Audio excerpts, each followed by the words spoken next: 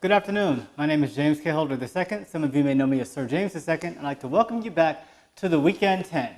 This is where I give you a 10-minute rundown of the top 10 stories from the week and tell you what to look out for over your approaching weekend.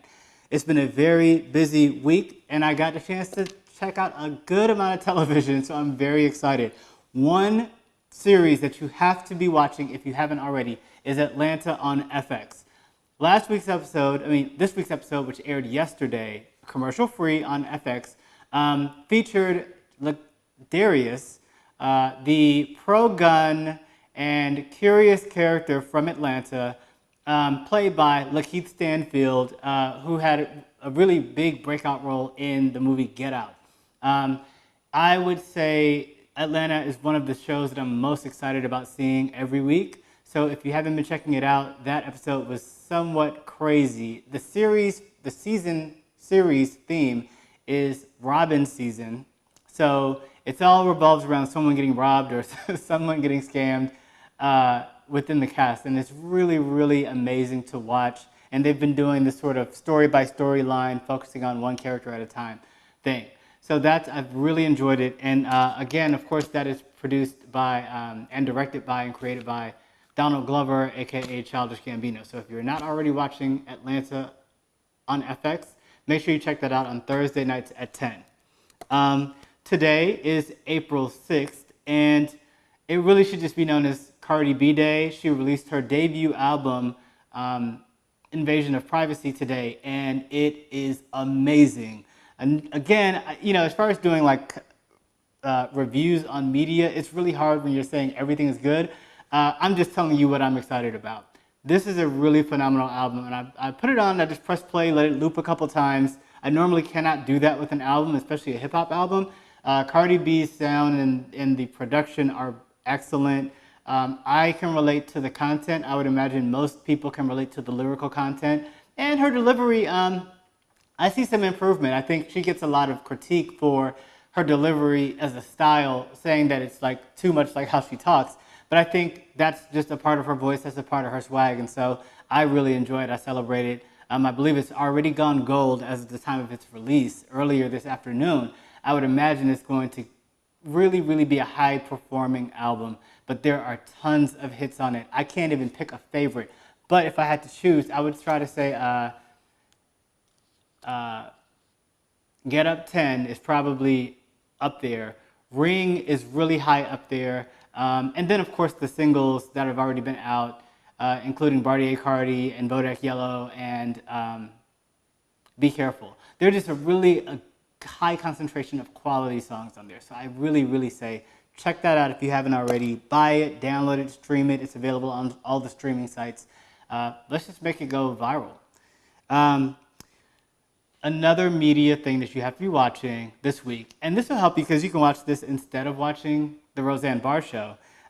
You can watch The Last OG, which airs on TBS at 10:30. Now, I'm not saying that it airs at the same time as Roseanne, but as far as something else to watch on Tuesday nights, along with Blackish and Fresh Off the Boat from ABC, you can watch this quality program, which features Tracey Morgan and also Tiffany Haddish in a really, really interesting concept. It talks about Tracey Morgan being released from prison after 15 years and having been sort of a big figure in the community, or on the block, as you'd call it, in Brooklyn.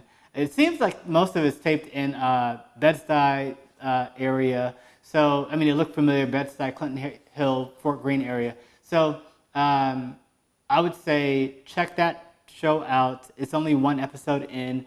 It's on TBS, so they play it over and over and over again, and it's streaming on different sites. So you can definitely check that out that way. Essentially, Tracey Morgan goes to jail for 15 years and gets out, and he comes back to this really gentrified Brooklyn. And so it's a really good examination on different social issues that impact people in New York specifically, especially within the nature of things that are going on in the city now.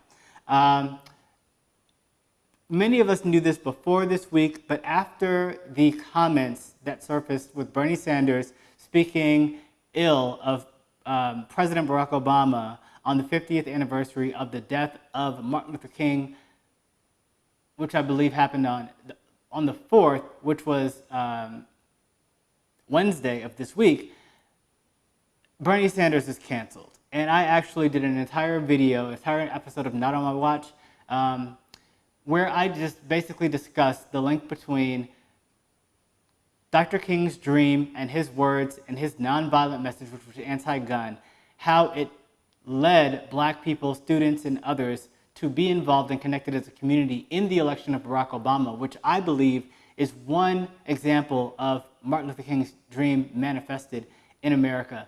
And then discuss how it's dangerous to have people like Bernie Sanders, who claim to be advocates of the Black community, speaking ill of heroes and disrespecting the legacy of Martin Luther King, and also the Democratic Party, which most Black voters support still, how that's dangerous for us and how it can really impact the future elections that are approaching. So take the time to check that out. It's a really important episode. There's a lot of shade being thrown, and a lot of people seem to really like it. The views are really high, and people have been supporting it a lot. So please check that out at www.notonmywatchtv.com. Now, one of the other, speaking of, I'll just leave that alone. I was going to say, I always want to say, tell Bernie to call Tyrone, but you can't use my phone. And speaking of Tyrones, I was going to talk about Tyrone Hankerson. Now, we talked about Tyrone, who is the young student who is being accused of embezzling nearly $500,000 from Howard University.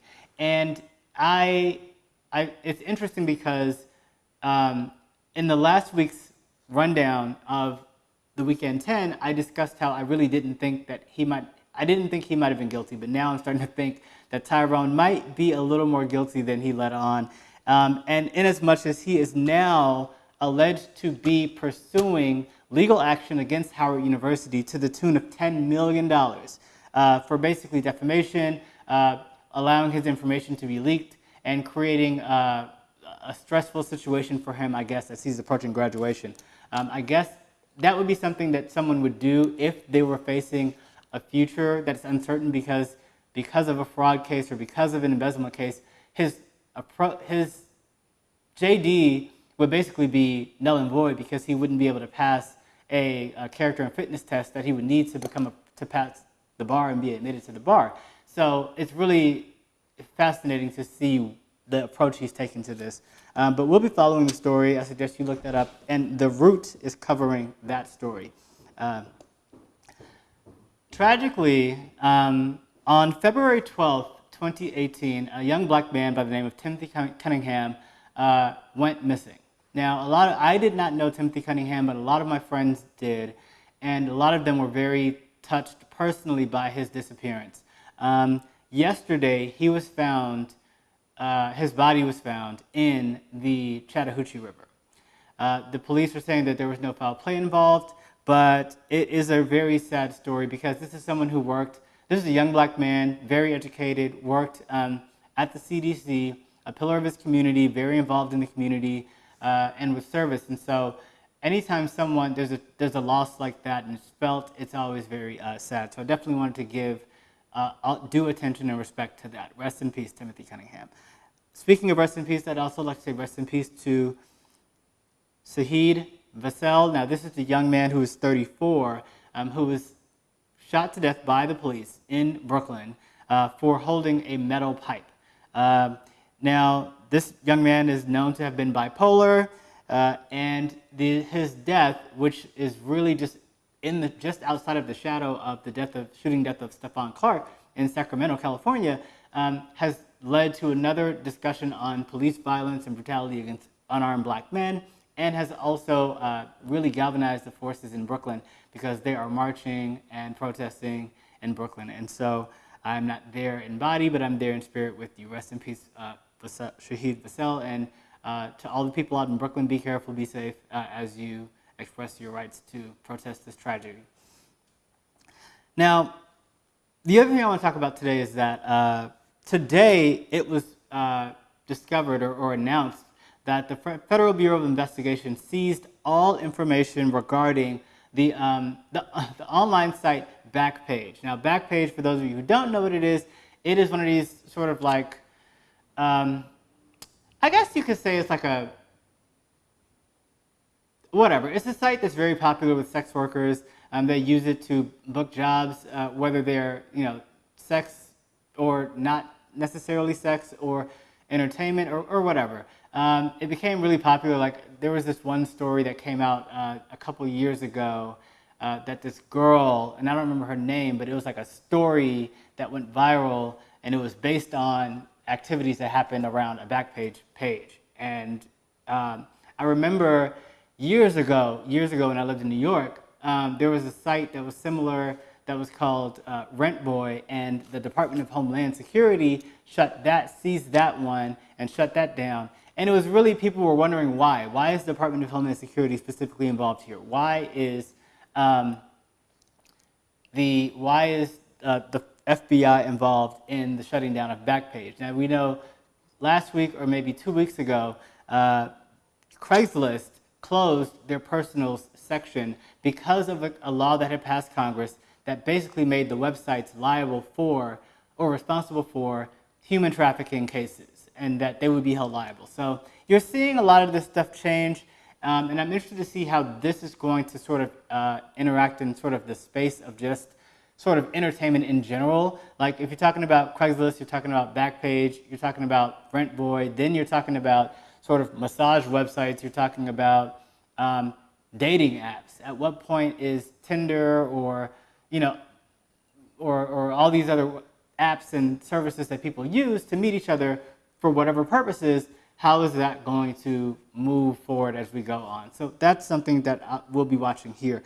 And the final story is that on the 1441st day since Flint's water supply has been poisoned, the state of Michigan has announced that they will no longer be providing free bottled water for residents of Flint, Michigan, citing months of consecutive clean water records or testing that shows that the lead levels in the water is safe to drink. Now, if I lived in Flint, I would not be drinking the water there. I was actually just in Flint last year in, I want to say September, and restaurants still were not using the water there. They still had signs on the doors where the water is being served, and you have to serve from a completely different source or serve your guests bottled water. So there really is a lot to be done and a lot to be said for the lack of progress being made in Flint, Michigan, and that's something that we all should never lose sight of as we move forward.